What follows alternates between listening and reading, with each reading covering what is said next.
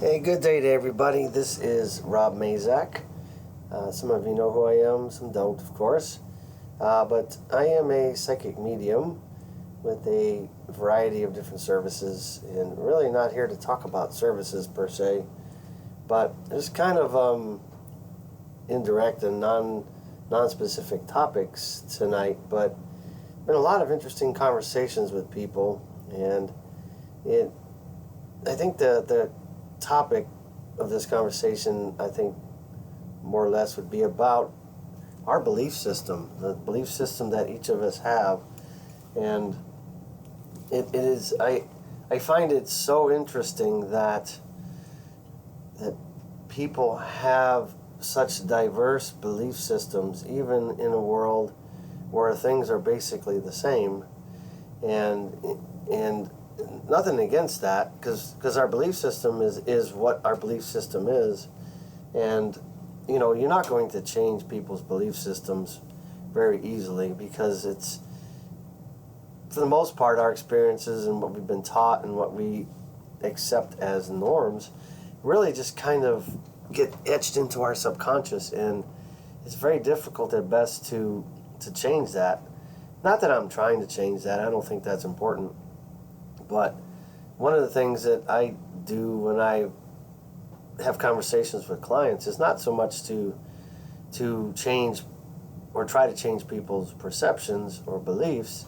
It's really just to try to give them different angles and different approaches and different ideas about the topics that they believe in, and let them make their own decisions. And I think that's important. Not that I'm some crazy saint or anything. I'm just saying that us as humans, we come to a realization of what we accept, and that's pretty much the way things go. For example, if I believe the earth is round and somebody believes it's flat, and they say, well, I'll tell you what, I'll take you up in a ship and I'm going to show you that it's flat. Even if I could see it with my own eyes, I would, somebody with a hardcore belief in the globe system would clearly find ways to still not believe in that, even though they see it, right? And so our belief systems are really, really super ingrained in who we are, and how we've become who we are. I think I said that right, but I think you get my point. And having a conversation today with somebody really honed in on something that I've been saying for quite a while, and something I learned personally, is that our perceptions of things, what we think is going on or what we believe is going on, if allowed to perpetuate long enough, it will roll into a belief. And a belief system is something, like I said, is very secured within our consciousness and very difficult to change if we choose to, or if we're trying to. And what I've also found is that our perceptions and our beliefs will cause our consciousness to create and introduce and show us every day, all day, the things that support our belief system. So, as an example, if I all of a sudden become interested in red Corvettes and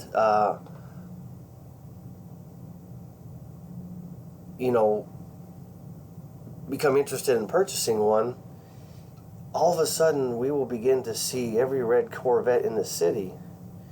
And it's not because the red Corvettes were not there. It's because our perception is now dialed into red Corvettes, and our consciousness is trying to present to us that information. And it's the same with just about anything.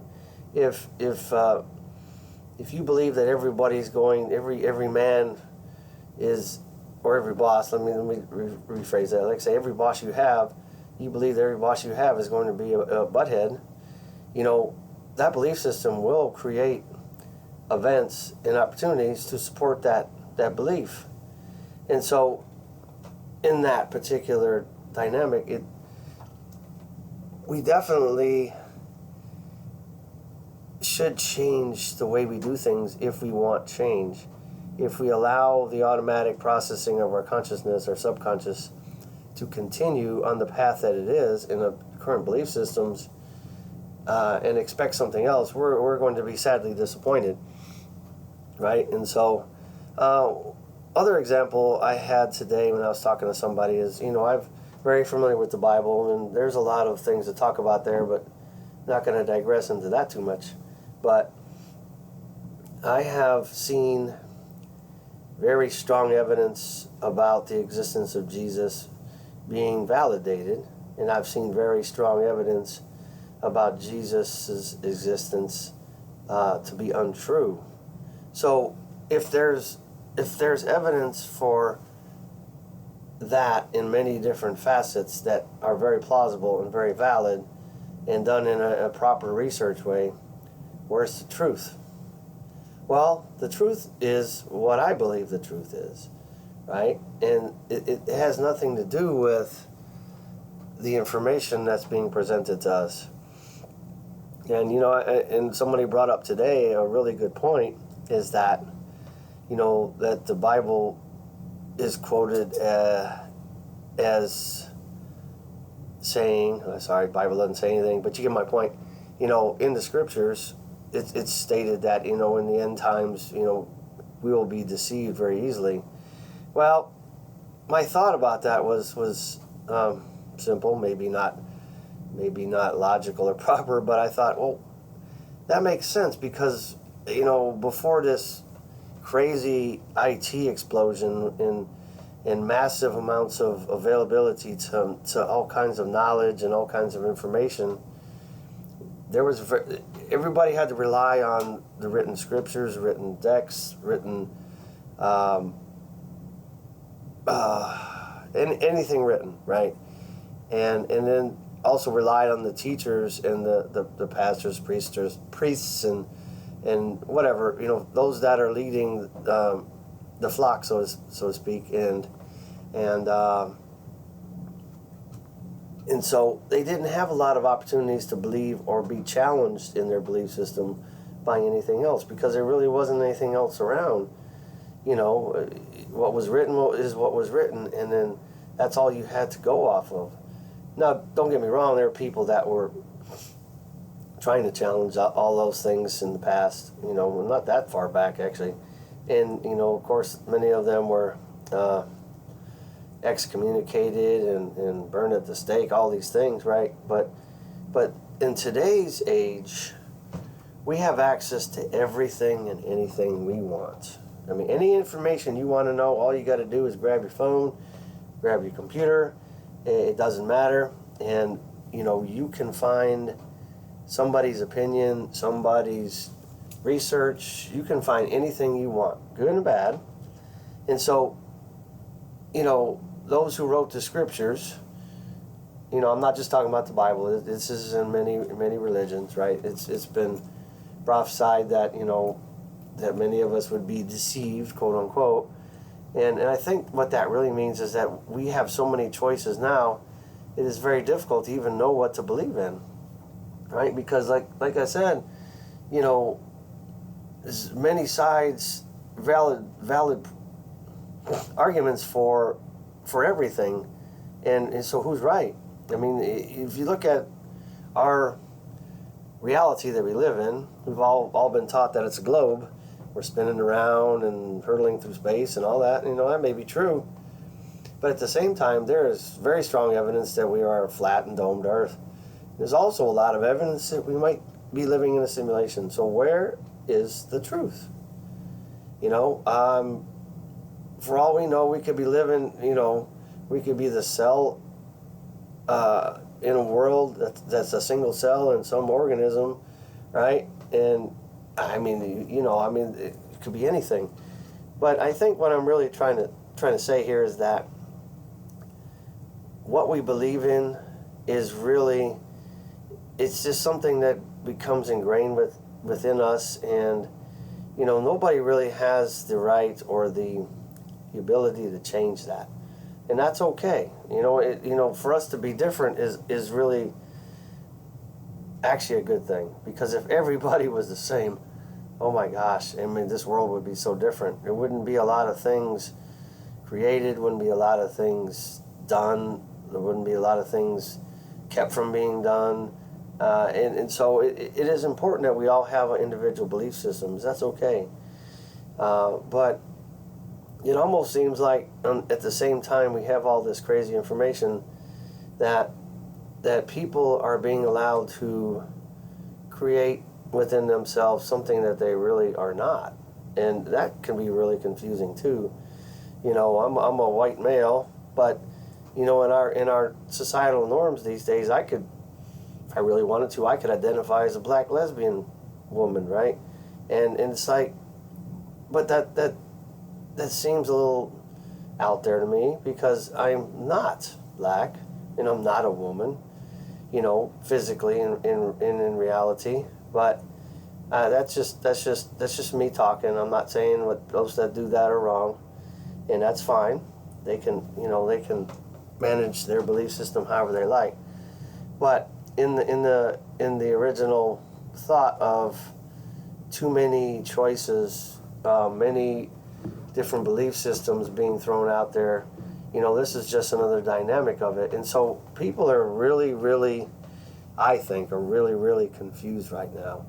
Now, granted, would I rather have been living in the 1600s or the 1500s or even earlier, when thinking like this would put you in jail or put you to death? Not really. And so we've gone from one extreme to the other.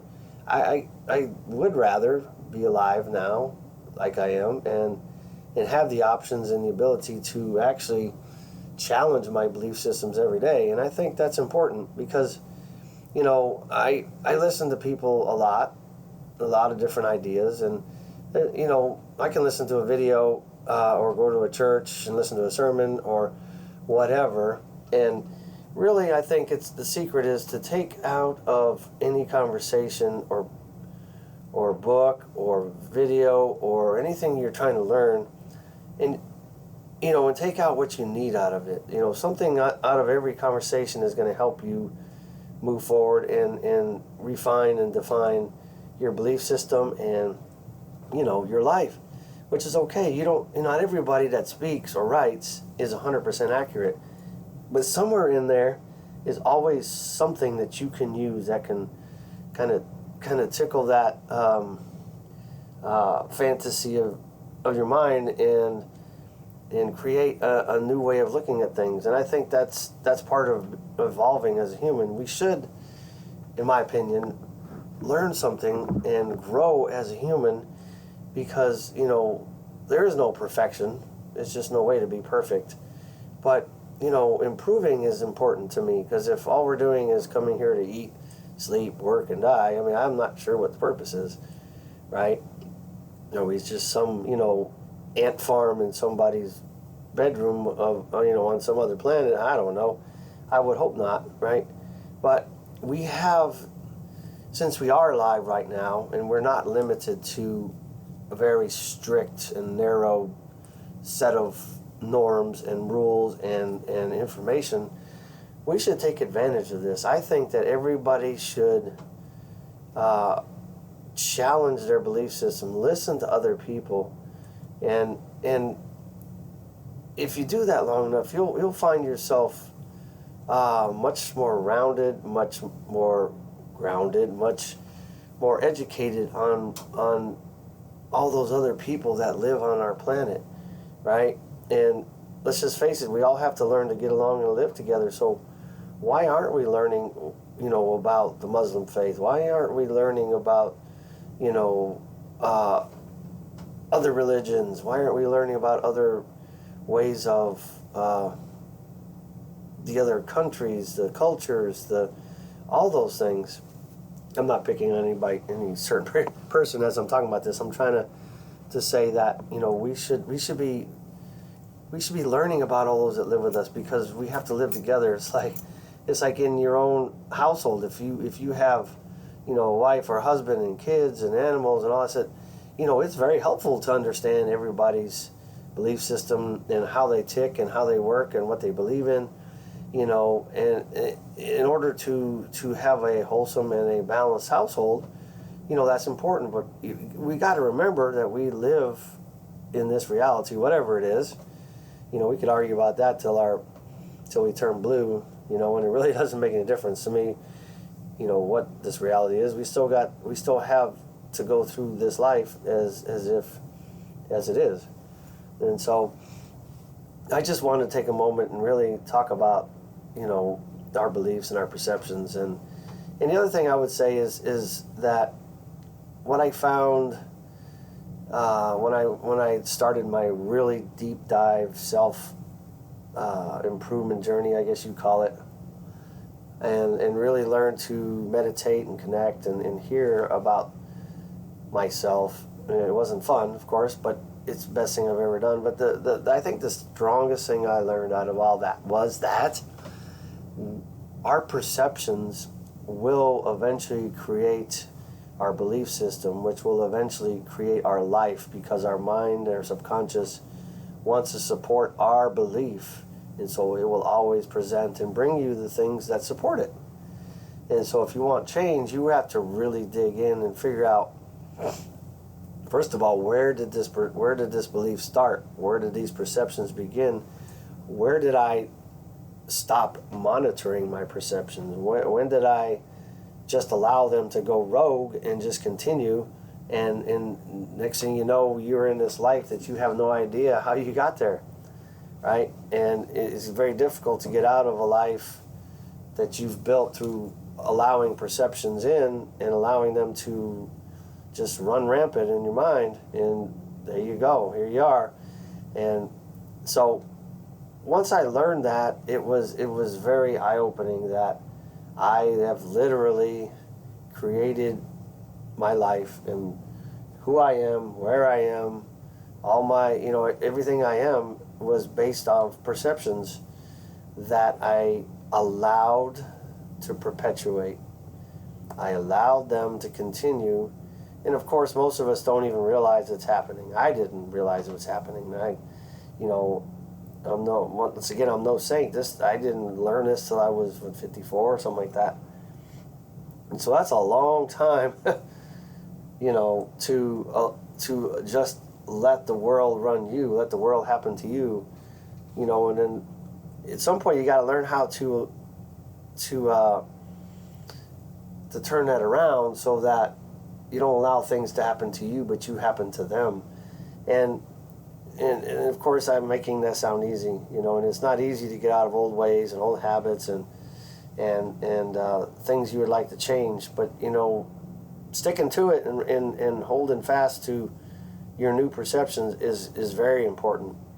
And the only way to change it is to allow time to happen with that new perception, that new habit, that new way of thinking. And it's easy to go back into your old life. We all do that. Well, I'm going to go back home because, then I can start over, right? Well, you get home, you go back home and you find that it's the same. It didn't change anything. All it did is go back to the old you, create you again, and you're back to square one. You're not moving forward, right? And people go back to exes, people go back to old jobs, because it's the comfort zone.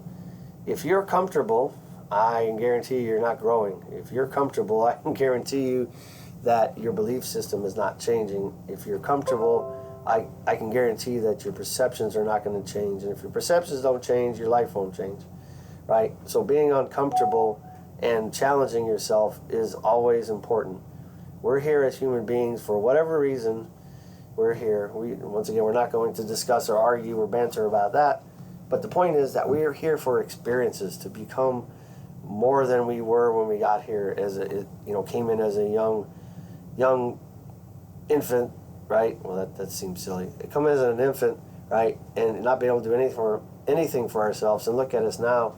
When you get older, you can the feats of amazement we have in this world today are crazy. But just imagine that started from a very unknowing human being when we first got here, right? And so we gotta stretch ourselves. We gotta move into a new dynamic. We have to grow as a person. Otherwise, to me, this is just me speaking. This is my belief system, right? That if all we're doing is, going to work, coming home, and doing it all over again, what's the point? I mean, I just don't understand the point. If we're not learning things, growing, changing things, and trying to create a new or different life, or learn about other people, I mean, I just don't see, what the value is in just surviving. We must thrive. I mean, the human mind wants to grow. Let's let it grow. Sorry, I'm kind of ranting here a little bit, but the point is that, many of us, if we really sat down and looked at ourselves and looked at our life, would realize that we're simply going through the motions, and we're just allowing things to happen, right? I listen to a lot of motivational speakers, and one of the things that really sticks out to me that most of them say is, we don't get what we want, we get what we accept. And so if we accept that boring job, if we accept that lousy relationship, if we accept that not moving forward, we accept the fact that we're going to go out and drinking every weekend instead of taking classes or whatever. Just some examples. Get my point. That acceptance is what becomes our life. So if you're sick and tired of being sick and tired, it's time to change things. And I'm all about change, and I think us as humans should be about change, and the excuses have to go away. I mean, I'm just being straight, because if you want to learn something, be something different, or change something, saying things like, I don't have enough time, I don't have enough money, I don't have enough resources, life isn't fair, whatever. Excuses just, they don't do anything for you. And if you're going to allow your excuses to run your life, then, well, you're going to stay the same. You're going to have the same result. And then the other thing we have to do is figure out where we want to go next. Let's not talk about the big dream, because everybody says, what's your dream? What's your dream? But the point is that most of us don't have a big overarching dream, right? But we really should know what our next step is. We should know where we're going. Otherwise, we may not like where we end up. So what's the next step, right? And so I try to move from one thing to the next, right? I got I said, okay, my next step, what's the next thing I want to do?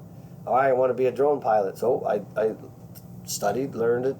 Now I'm a drone pilot, right? What's next? Okay, now I'm working on my CDL, my commercial driver's license. All right, so what's next? I mean, it's just like, I think we should always put a carrot in front of us so that we're staying out of our comfort zone, because the comfort zone will keep you comfortable, and you're going to go nowhere. So, all right, I will stop my run here, but I think you get my point.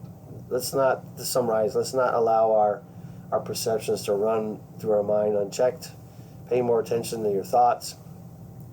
See if you can't harness some of those. Put some forward thinking in there. Learn something new every day. Challenge yourself. Get uncomfortable, and create the human being that you should be and want to be. So I will end here on that note. Once again, Rob Mazak here. Stay strong and live your life.